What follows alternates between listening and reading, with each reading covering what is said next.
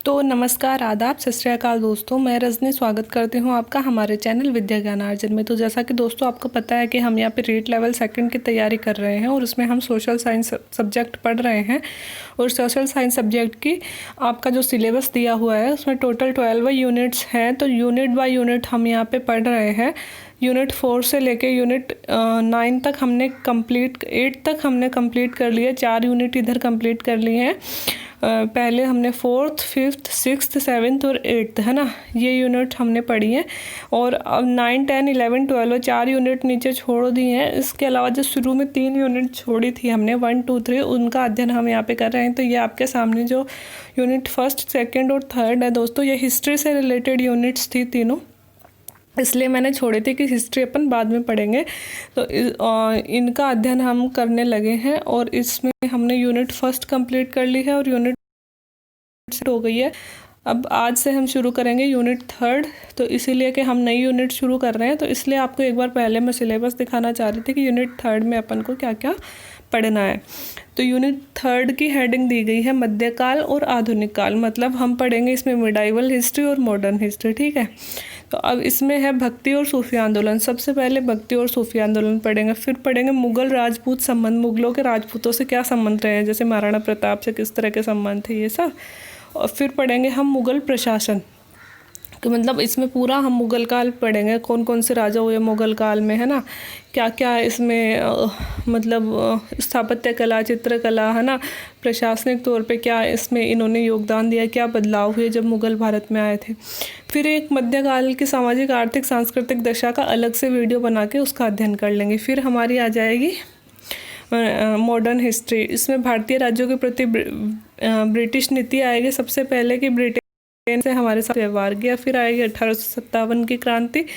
फिर आएगा भारतीय अर्थव्यवस्था पर ब्रिटेन का क्या प्रभाव पड़ा। फिर आएगा पुनर्जागरण और समाज सुधार। इसमें दोस्तों राजा राम मोहन राय, ब्रह्म समाज जो बना, है ना, दयानंद सरस्वती जो हुए, और ये जो तीनों सुधारवादी आंदोलन थे ये इनमें आ जाएंगे, है ना। और इसके बाद में आएगा भारतीय राष्ट्रीय आंदोलन। तो भारतीय राष्ट्रीय आंदोलन शुरू हो जाएगा 1857 की क्रांति से लेकर दोस्तों 1947 तक, जब तक भारत आज़ाद हुआ। या फिर इसमें देखो ये लिखा हुआ है 1919 से 1947। 1919 मतलब जब से महात्मा गांधी का हमारे राष्ट्रीय आंदोलन में योगदान हुआ, तब से शुरू होकर जब तक हम आज़ाद हुए, जब तक के पूरा इतिहास हमें यहाँ पे पढ़ना है। तो ये हमारा मध्यकाल हो गया दोस्तों। तो मध्यकाल में हमें कोई सा भी बाकी जो ये है खिलजी वंश है और गुलाम वंश है, ये कुछ भी नहीं पढ़ना है हमें, सिर्फ भक्ति और सूफी आंदोलन। और फिर हम डायरेक्ट मुगलों में चले जाएंगे कि मुगल प्रशासन ही हम पढ़ेंगे, है ना। और मुगलों में ही आ जाएगा हमारा मध्यकाल के सामाजिक, आर्थिक, सांस्कृतिक दशा, या फिर अलग से और भी जो चैप्टर होंगे इसके वो हम देख लेंगे। और फिर डायरेक्ट आ जाएंगे हम कि ब्रिटिश भारत में आए तो उन्होंने भारत में क्या क्या किया, है ना। क्योंकि अगर पूरी हिस्ट्री हमें देते तो फिर हम हिस्ट्री पढ़ते रह जाते और तो कुछ पढ़े नहीं पाते। ये भी बहुत ज़्यादा हो जाएगी, तो हमें मतलब बहुत ज़्यादा डीप में नहीं जाना है, लेकिन बेसिक अध्ययन हर एक पॉइंट का करना है, कुछ भी हम यहाँ पे छोड़ेंगे नहीं। तो आज शुरू करते हैं भक्ति आंदोलन, बिना देरी किए। देखो, भक्ति आंदोलन हिंदू धर्म का सुधारवादी आंदोलन था। हर धर्म में मतलब हर धर्म का अगर गूढ़ हम अध्ययन करते हैं तो उसमें कुछ अच्छाइयाँ ही होती है, लेकिन धीरे देता है कि जो धर्म गुरु होते हैं, पंडित होते हैं, मुल्ला होते हैं, ये क्या होते हैं, अपने अनुसार उन धर्मों को बदलने लगते हैं और उस हर एक धर्म में कुछ ना कुछ कमियां आ जाती हैं, है ना। तो हमारे हिंदू धर्म में भी बहुत सारी कमियां आ गई थी। अतः हिंदू धर्म में सुधार करने के लिए जो आंदोलन चलाया गया उसे क्या कहा गया, भक्ति आंदोलन कहा गया। इसमें ईश्वर के प्रति असीम भक्ति, ईश्वर की एकता, भाईचारा और सभी धर्मों की समानता और जाति, धर्म और कर्मकांडों के प्रति भर्त्सना की गई। देखो, सबसे पहले ईश्वर के प्रति असीम भक्ति, मतलब ईश्वर में असीम भक्ति रखेंगे अपन। दूसरा है ईश्वर की एकता, क्योंकि हमारे यहाँ पे क्या बोलते हैं 36 करोड़ देवी देवता हैं, ये हैं, फलाने दिखाने। तो वो क्या हो जाता है दोस्तों कि अब हम हिंदू धर्म वाले भी देवताओं के नाम पर आपस में बढ़ जाते हैं। तो इन्होंने क्या कहा भक्ति आंदोलन वालों ने कि भाई भगवान एक ही होता है, ईश्वर एक ही होता है, हम जिस भी एक चीज़ को सुपर पावर मानते हैं वही हमारे लिए भगवान हो जाता है। तो इन्होंने ईश्वर की एकता पर बल दिया, है ना, कि आप इस चीज़ के लिए तो मत बटो कम से कम कि हमारा देवता ये है, आपका देवता ये है। भाईचारा और सभी धर्मों में समानता, है ना। वैष्णव धर्म हो गया, शैव धर्म हो गया, है ना। तो इससे भी क्या होता था, हिंदू धर्म भी आपस में बंटने लगा था। तो इन्होंने क्या कहा, और हिंदू अलग हो गए, मुसलमान अलग हो गए, ये दोनों एक दूसरे के दुश्मन बनने लगे। तो इन्होंने क्या कहा कि सभी धर्मों में समानता है, धर्म कोई सा भी हो, लक्ष्य एक ही होना चाहिए कि मानव मात्र के प्रति प्रेम भाव रखा जाए, है ना। जाति और कर्मकांडों की भर्त्सना। अब क्या हो गया, हिंदू धर्म का सबसे बड़ा अवगुण क्या होता है, जाति प्रथा ही तो है हमारा सबसे बड़ा अवगुण, कि हम सब हिंदू धर्म के को मानने वाले हैं। लेकिन क्या होता है कि हिंदू धर्म में 4 वर्ण जो हुआ करते थे उनको 4 जातियों में अब बांट दिया गया, और जाति प्रथा से इतना ऊंच नीच समाज में फैल गया कि हमारा समाज विकास के रास्ते पे चलने की जगह पिछड़ता जा रहा है ना। तो ये जो जाति प्रथा है, तो जब भक्ति आंदोलन चला तो सबसे ज़्यादा जोर जाति प्रथा पर ही दिया गया कि भाई इसको समाप्त किया जाए। हम इंसान हैं, एक जैसे ही पैदा होते हैं, एक जैसे ही रहते हैं, है ना।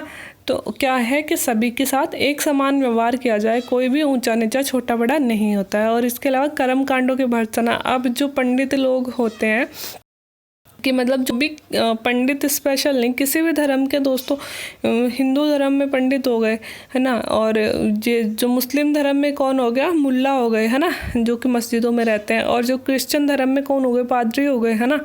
ये सब क्या होते हैं, ये सब इतने ज़्यादा कर्मकांड करवाने लगते हैं कि आपको जीवन में ये यज्ञ करवाना पड़ेगा, और आपको ये करना पड़ेगा, ये करना पड़ेगा। इतने ज़्यादा कर्मकांड हो गए कि वो धर्म हमारे लिए बोझ बनने लगा, है ना।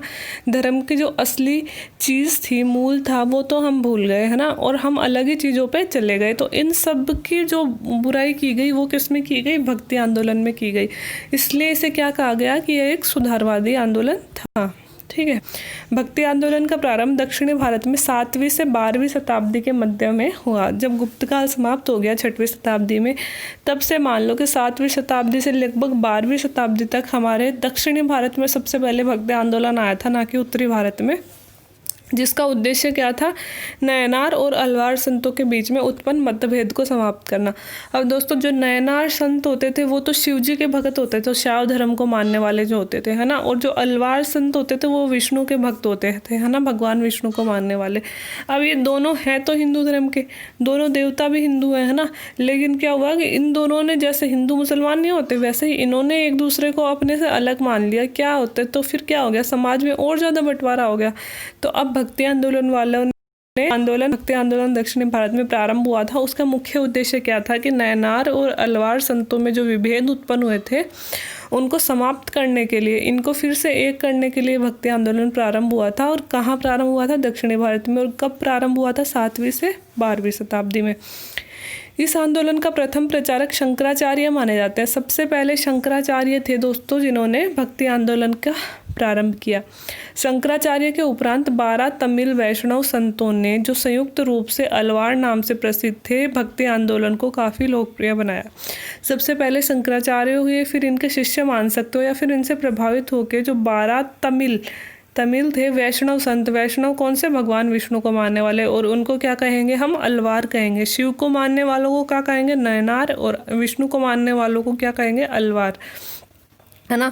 तो वैष्णव संत थे, उन्होंने संयुक्त रूप से, जिन्हें संयुक्त रूप से अलवार कहते थे, ये जो 12 वैष्णव संत थे इन्होंने भक्ति आंदोलन को काफ़ी लोकप्रिय बनाया। प्रारंभ शंकराचार्य ने कर दिया, फिर ये जो 12 संत हुए इन्होंने पूरे भारत में।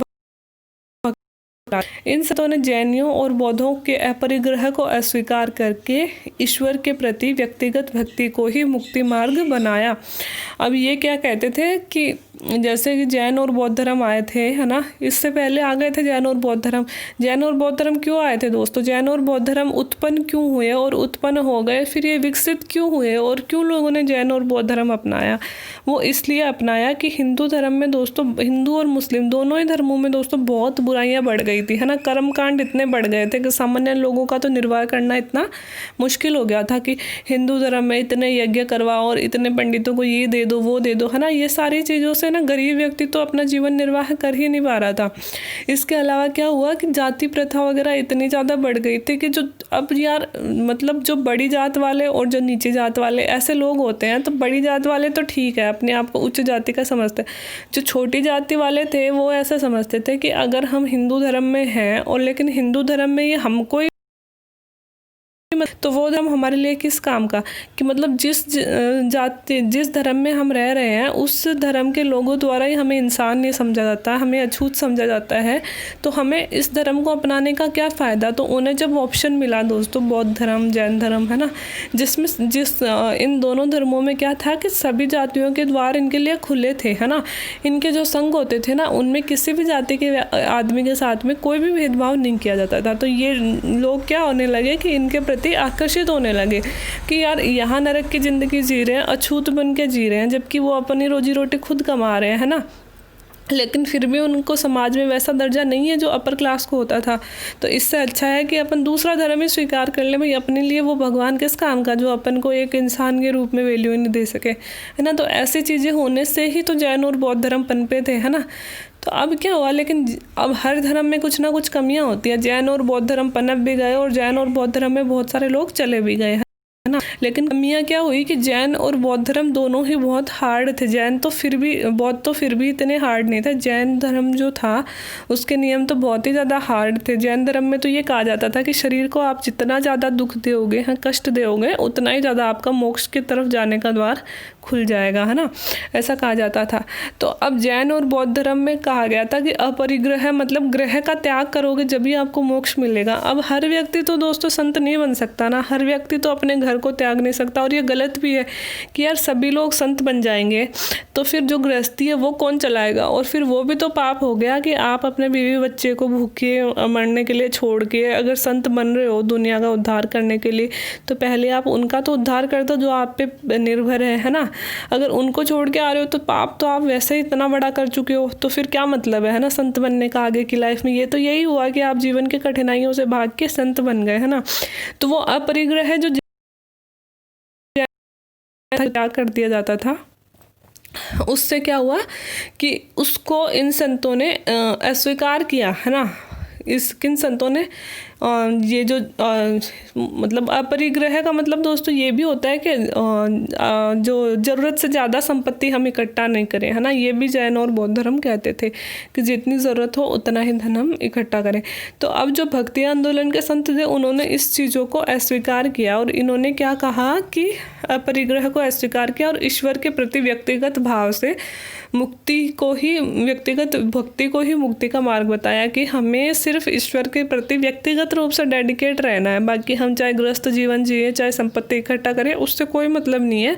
मतलब है कि हम अपने कर्म शुद्ध रखें और व्यक्तिगत रूप से हम अपने ईश्वर के प्रति डेडिकेट रहें, धर्म ढकोसले ना करें, है ना। तो ये क्या हो गया, ये हमारे भक्ति आंदोलन वाले लोगों ने संदेश दिया। तो मूलतः दोस्तों भक्ति आंदोलन का मतलब क्या हो गया, मतलब ये हो गया कि हिंदू धर्म में जो भी बुराइयां पनपी थी, है ना, उन बुराइयों का सुधार फिर से लोग हिंदू धर्म की ओर आकृष्ट हो सके।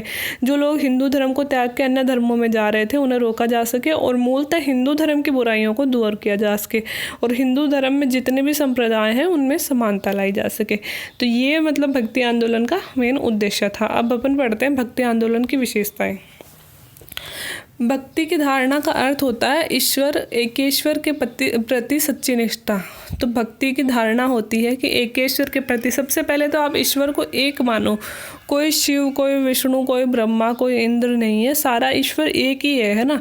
और उसके प्रति सच्ची निष्ठा रखो, आप सच्चे कर्म करो और सच्चे दिल से आप ईश्वर को समर्पित रहोगे तो आपका सब कुछ अच्छा होगा, ये इन्होंने कहा। भक्ति पंथ ने उपासना की विधियों के रूप में कर्म कांडों और यज्ञों का विरोध किया। तो सबसे बड़ा अवगुण हमारे यहाँ पे यही था, एक तो जाति प्रथा, दूसरे कर्म कांड। अब ब्राह्मणों पंडितों ने हिंदू धर्म में इतने ज़्यादा कर्म कांड बढ़ा दिए थे दोस्तों, क्योंकि क्या होता था कि राजवंश उन्हें मतलब शरण देते थे, है ना। और राजवंश जब शरण देते थे तो ये अश्वमेध यज्ञ करना, ये राजसूय यज्ञ करना, है ना, ये पितृ यज्ञ, ये निर्य यज्ञ, है ना। ये अपन ने पढ़े भी थे कि 8 तरह के यज्ञ उस समय प्रचलित थे कि अगर आप ये 8 तरह के यज्ञ करोगे तो ही आपको मोक्ष प्राप्त होगा। अब वो नॉर्मल व्यक्ति कर ही नहीं सकता था, उस मुश्किल था ना। तो कहाँ से इतने यज्ञ करेगा आदमी, है ना। तो क्या था कि ये कर्मकांड ही तो होते थे कि ये कर्मकांड इतने बढ़ गए थे। तो भक्ति आंदोलन वालों ने क्या किया कि इन कर्मकांडों और जो ये यज्ञ किए जाते थे इनका विरोध किया।